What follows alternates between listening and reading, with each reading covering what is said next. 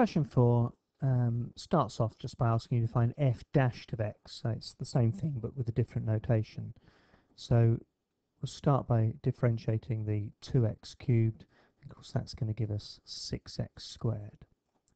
Then we've got 11x squared, and that goes down to minus 22x, and the plus 20 on the end.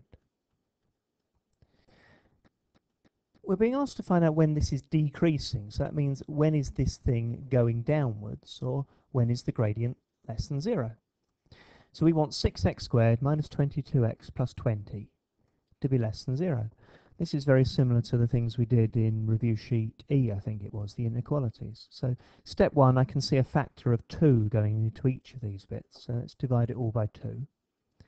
And there we've got a quadratic to factorise as usual. It's got a 3x squared here, so it's got to be 3x and x.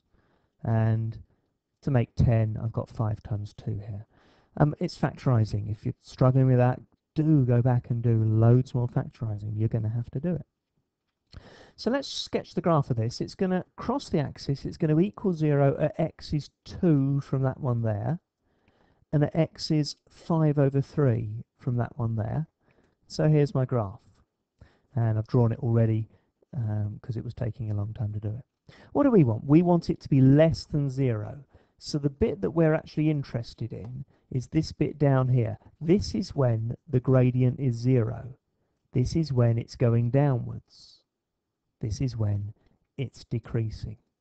So the answer that we're looking for is that 5 over 3 is less than x, it's less than 2. Because the rest of the time the gradient's up here, it's positive, it will be going up. The part C is quite tough to get into, but it's going to be the same sort of thing, that we've got this function here and we want to differentiate it and see what happens to it. And I've already done that to save me writing it out too much. Differentiating the x cubed gives us the 3x squared. Differentiating the 9x squared gives us 18x. And then differentiating the 27 gives us the 27 there. Factor of 3, sorry it's come up in front of the text, but factor of 3 gives us this, and then we've got a x squared minus 9x plus 9, which that factorises as well to give x minus 3x minus 3. So the graph this time, if we sketched it,